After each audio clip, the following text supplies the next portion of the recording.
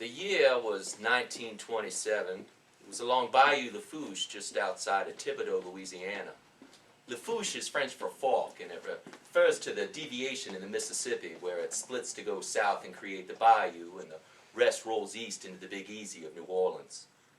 The Great Depression was on America's doorstep, but that didn't matter much here. You see, Bayou Lafourche was just as poor before the Depression as the rest of the country was during the Depression. It may have been the one time the good people of Thibodaux were on equal footing with the rest of the country. And as we say here in the bayou, laissez les bon temps rouler, let the good times roll.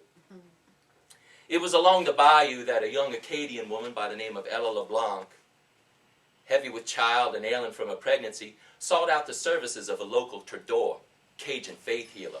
Troubadours are a combination of mystic, voodoo dabblers, and fortune tellers that administer in the ways of faith healing.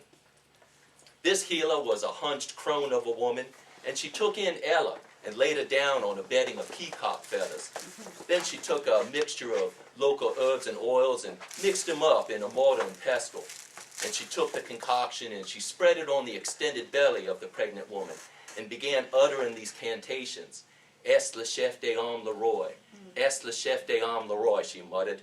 Now, Ella didn't have any means of paying the troubadour for her services, and troubadours very rarely provided their services for free. But in this instance, the troubadour offered a prophecy. Your child shall be born on the 11th day of the 11th month at the 11th minute of the 11th hour. And then taking out a pocket watch, she continued. She said, your child will journey, but time will be in his favor at his hour of need. Let this talisman mark his passage throughout this realm. In exchange for this prophecy, you shall name your child Leroy. Ella took that pocket watch and her few possessions and continued on east into New Orleans, bolstered with the prospect of the arrival of her son and with the talisman of a non-functioning pocket watch that sealed his prophecy. On the date foretold, Ella went into labor. In the local hospital, she labored long and hard throughout the morning, till around 11 a.m. when those contractions intensified. Ella took out the pocket watch and opened it up, looking for a sign, her eyes panned back and forth between the pocket watch and the clock on the wall that marked the passage of time. Suddenly the contractions intensified, and Ella pushed and ushered forth a child, non-responsive. Suddenly, the second hand on that stopwatch, that clock started moving.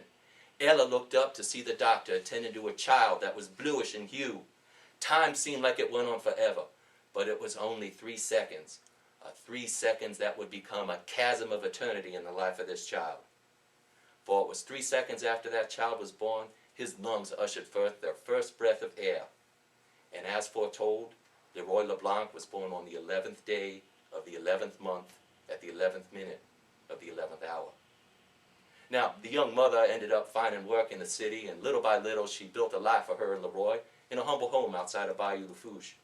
Leroy seemed to develop as a normal child, although he was quiet and kept to himself, had a peculiar reaction to stimuli, but given the household finances and the state of child behavioral science at the time, those matters were left unattended to. To the outside world, it seemed that Leroy would answer questions even before they were asked, or react to noises even before they occurred. This just wasn't a tendency, so this was a reality. For there was a slight disconnect between Leroy's emergence into the world and that talisman provided by the troubadour. That slight disconnect was 3 seconds to be exact. You see, Leroy experienced life 3 seconds before everyone else did. Just imagine it as two parallel universes, identical in every respect, except one of them's happening 3 seconds before the other. Now, with Leroy's 3-second advantage in life on everybody else, it always seemed like he was interrupting, jumping the gun, seemingly distracted. In the spirit of the times, they would label a child like that as either retarded or uppity, the latter being more dangerous than the first for a black child growing up in the Jim Crow South, and especially for one whose name translated to King Whitey, for something he was unmercifully teased for by his school peers. Now, at first, Ella thought that Leroy was just an anxious child, but little by little, she began to realize that there was a disconnect between his emergence into the world and that talisman provided by the troubadour. She also noticed that Leroy seemed to do better when the environment was quiet, when there was little stimuli. So what she started to do was she would teach Leroy these relaxation techniques, try to get him to live in the moment. She would get him to close his eyes, empty his mind, and count 1001, 1002, 1003 before getting him to react to anything. Now, the irony in this for Leroy was that for him to live in the moment, his moment was 3 seconds in the future. Now, come 1952, without the protection of college, Leroy was drafted into the Army into the Korean War. He was assigned to a surgical mobile unit hospital where he was a corpsman and a company clerk. The work suited him well because he was well organized, had good attention to detail, and the doctors just loved him because he seemed to have this uncanny knack for being able to predict what instrument that they wanted even before they asked for it. Now, the war went on in spits and spurts, often interrupted by ceasefires that were negotiated either through diplomatic means or just through sheer exhaustion.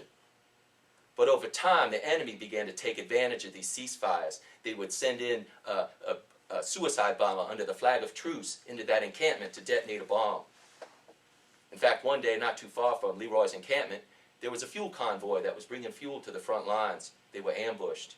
There was a lot of casualties, and Leroy's unit responded to that. They brought the injured back to the hospital, and they had to end up bringing the fuel back too because there wasn't enough soldiers to bring it to the front line. That afternoon, Leroy helped out in the ER with the doctors. And time came where the doctor said, "Leroy, we need some more supplies. Can you go from the medical tent to the supply tent to get them for us?" And as it was, since the camp was under a state of alarm, everybody had to carry a firearm with them when they was about the encampment.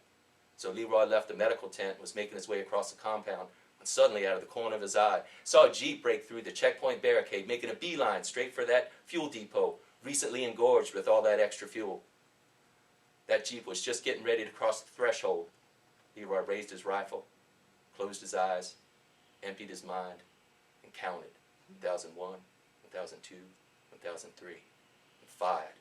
The resulting explosion threw Leroy back in a crumpled heap. At the same time in Bayou Lafourche, Ella LeBlanc sensed that her son was in danger. She took that talisman of a pocket watch and opened it up, which now inside contained a picture of Leroy. At that very moment, that second hand on that clock, it stopped for an eternity.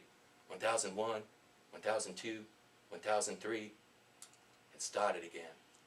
You see, Leroy wasn't killed. His bullet had hit the vest of the suicide bomber and detonated that bomb. The impulse blast threw him back, and it stopped his heart for exactly 3 seconds. The shrapnel wounds that Leroy received that day, that earned him a medical discharge. His heroic actions earned him a Purple Heart and the eternal gratitude of everybody's life who he had saved that day. But the 3 seconds he lost of his life, well, that just earned him the opportunity to live the rest of it in the moment. Laissez-les-rouler, Leroy. Laissez-les-rouler. Roll on, King. Roll on. Thank you all very much.